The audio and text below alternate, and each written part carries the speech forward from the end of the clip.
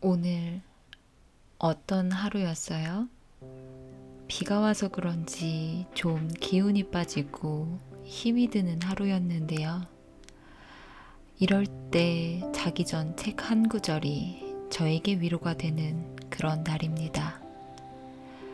부자가 되기 위해 어디서부터 무엇을 해야 할지 몰라 헤매고 있을 때 저는 이 책의 한 부분이 해답을 주었습니다. 부자가 되기 위해 우선 당장 할 수 있는 일 한 가지인데요. 4천억 자산가가 알려주는 지금 당장 부자가 되는 법, 따라하지 않을 이유가 없겠죠. 심지어 이 방법은 저 자신을 위해 삶의 태도를 바꾸는 최고의 방법이 되었습니다. 김승호 회장의 돈의 속성입니다. 부자가 되기 위해 우선 당장 할 수 있는 일 한 가지. 브라질에 있는 나비의 날개짓이 대기에 영향을 주고 시간이 지나 증폭되어 미국 텍사스의 토네이도를 발생시킬 수도 있는가? 미국 기상학자 에드워드 노턴 로렌즈가 1961년도에 기상 관측을 하다가 생긴 의문이 훗날 물리학에서 말하는 카오스 이론의 토대가 되었다. 지구상의 어디에서 발생한 작은 움직임이 토네이도의 시발점이 될 수도 있다는 뜻이다. 이를 나비 효과라고 말한다. 지금부터 내가 말하는 것이 독자 여러분의 인생에 나비 효과가 될 수 있기를 바란다.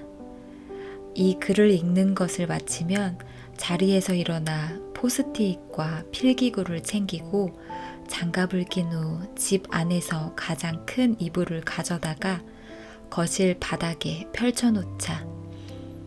먼지가 날 수도 있으니 창문은 열어놓는다. 그리고 이불의 정중앙에 서서 집안의 사방을 향해 인사를 한 번씩 한다. 입으로 조용히 소리내어 집 안에 있는 물건 여러분 안녕하십니까? 오늘 여러분들을 모시고 정리정돈하는 시간을 갖겠습니다.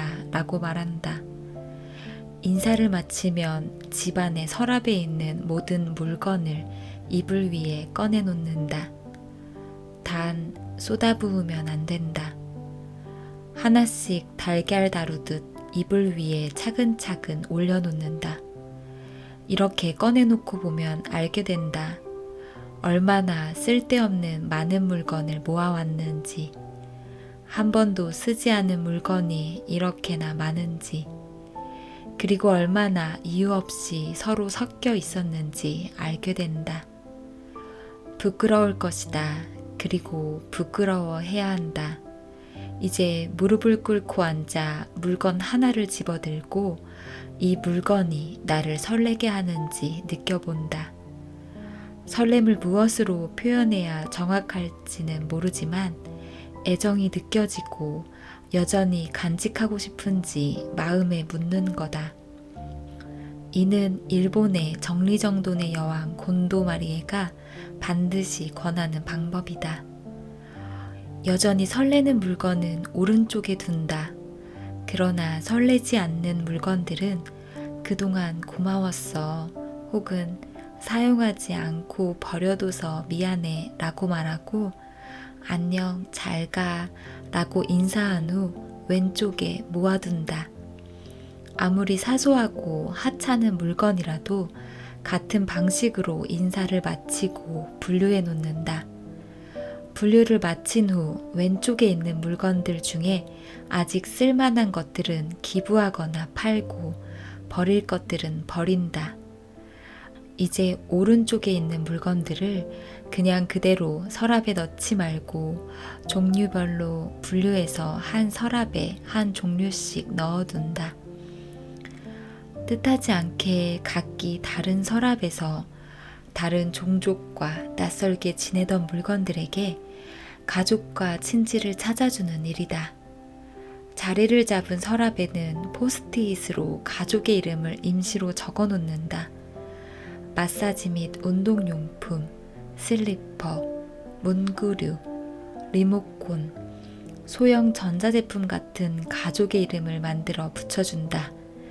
물건의 정리가 다 끝나면 사무실에서 쓰는 전문 레이블 기계로 서랍마다 해당 이름을 작고 정갈하게 인쇄해서 예쁘게 붙여놓는다.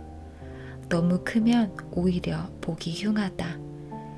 일이 다 끝나면 이불을 정리해서 다시 넣고 차 한잔하며 반성의 시간을 갖는다. 이렇게 정리해보면 우리가 얼마나 세상의 물건을 함부로 대했는지 알게 된다. 알지도 원하지도 필요하지도 않은 물건들이 끝도 없이 나올 것이다. 얼마나 많은 물건을 쓸데없이 사왔는지 부끄러워진다. 또 어차피 쓰지도 않을 물건들을 얼마나 많이 가지고 있었는지도 알게 된다. 몸에만 때가 있는 것이 아니다. 이것은 삶의 때다. 이 때를 벗겨내지 않으면 올바른 분은 나를 찾아왔다가도 다시 돌아가 버린다. 팔꿈치와 목 뒤에 때가 낀 남자와 연애하고 싶은 여자는 없다. 이 작은 행동이 나비효과처럼 물건을 대하는 태도를 바꾸고 세상을 보는 눈을 바꾸며 돈을 제대로 사용할 줄 아는 사람으로 변하게 할 수 있다. 함부로 물건을 사는 일이 줄어들 것이고 사온 물건들은 제 집에 제대로 자리 잡게 되며 어떤 물건을 찾느라고 이리저리 시간을 쓰거나 못 찾아서 다시 사는 일도 없어진다. 씀씀이가 올바라지고 사람이 달라지며 가족 간에 다투고 싸우는 일도 줄어든다. 이렇게 정리를 하고 나면 부엌이나 옷장이나 차고나 화장실도 치우고 싶어질 것이다.